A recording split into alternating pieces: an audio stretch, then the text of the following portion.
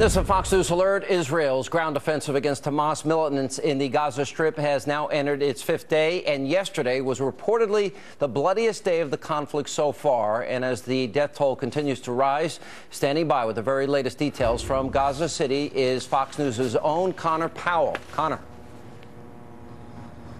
Well, Sean, one of the main concerns for Israel during this military operation here in Gaza are those underground bunkers used by Hamas, but also the tunnels that are here in Gaza and go into Israel. And today we saw just why they're of such concern. Early this morning, about a dozen or so Hamas militants took that tunnel in, went all the way about a half a kilometer inside Israel, laying in wait and launched an attack on an Israeli patrol. 4 Israeli soldiers were killed. Now, about 10 of those Hamas fighters were also killed during the exchange, but the fact that these fighters were able to get all the way in to Israel that far has a lot of people in Israel spooked, even more so in terms of the fear than those rockets cause in Israel right now, because those rockets can be shot down by the Iron Dome. These tunnels, Israel is trying to locate them here in Gaza and try to find the spots on the other side in Israel where they come out. They're causing a lot of concern. Now, here in Gaza, there is a growing humanitarian concern here.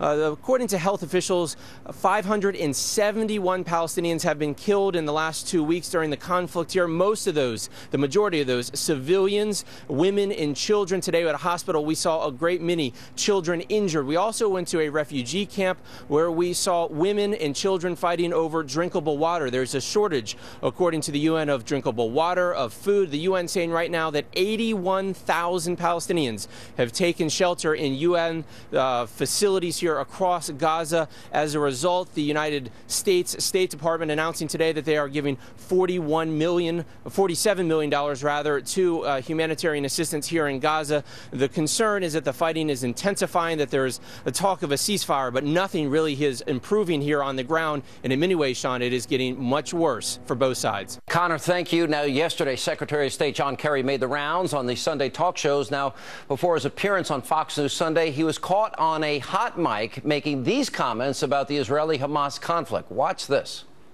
It's a hell of a pinpoint operation. It's a hell of a pinpoint operation. Right. It's escalating really, significantly, and it just underscores the need for ceasefire. We've got to get over there. Yep. Thank you, John. I think, John, we ought to go tonight. I think it's crazy to be sitting around. Here with reaction, Israel's ambassador to the United States, Ron Dermer. How about I give you my interpretation and tell me where you're wrong? Sounds like he is angry. He's impatient. He feels that this has gone beyond what he thinks is appropriate, and he's going over there to give you guys a lecture in Israel. That's how I interpreted that, and I think it's the wrong thing to do and act, wrong way to act, and the wrong thing to say. Your reaction? Well, I don't think that's the case. I'm sure that Secretary Kerry supports Israel's right to defend itself. I've heard him say that. He said that to me personally. He said that on air in countless interviews that he gave yesterday. And I think there's broad backing for Israel's right to defend itself because people understand. They ask themselves, what would America do if you had 2,000 rockets fired at America by a terror organization from contiguous territory and 200 million Americans in bomb shelters, about 2/3 of your country, because that's the situation that we have in Israel. So there's broad backing for Israel's right to defend itself. And I want to remind you, Sean, we agreed to a ceasefire. Twice. We didn't want to get into this operation to begin with. The Prime Minister about 2 weeks ago said quiet would be met with quiet. Unfortunately, Hamas continued to fire rockets. Then we had an Egyptian proposal for a ceasefire. Israel agreed to it. Hamas rejected it.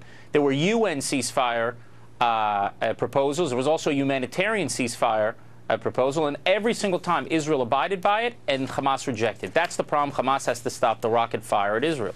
But Hamas is a terrorist organization. Hamas initiated this. Hamas is using Palestinians as shields in this operation as they fire these rockets from schools and from hospitals and heavily populated areas. Hamas is pushing the Palestinians back in their homes because they want, obviously, they want the PR of dead bodies so that they can get world opinion on their side. What are you doing to prevent civilian casualties, which, by the way, is fairly unique to a war situation, is it not?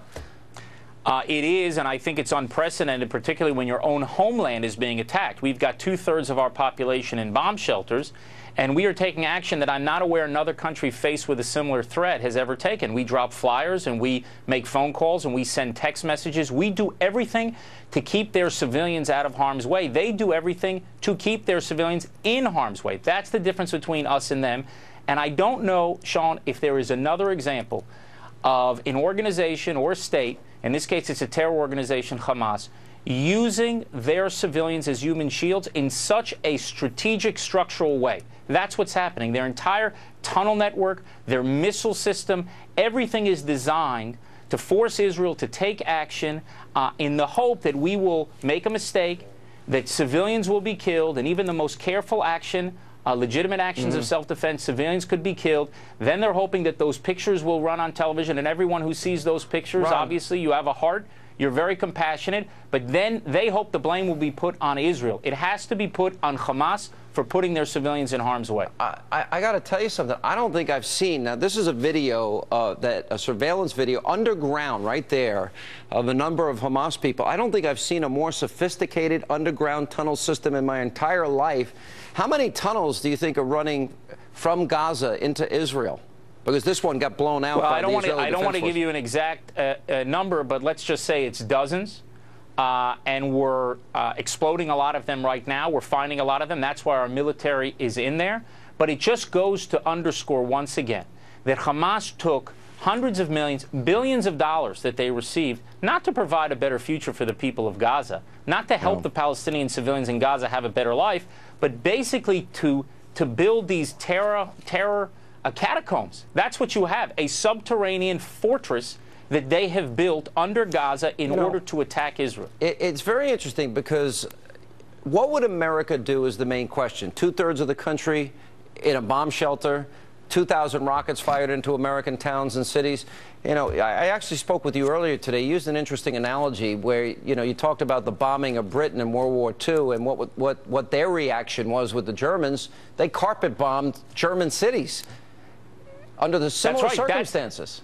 Look, that's the only other example you have where a city or a country is rocketed with thousands of rockets. That's why I think that not only should Israel's action against this terror organization be supported, we deserve the admiration of the international community for the way that we are conducting this war.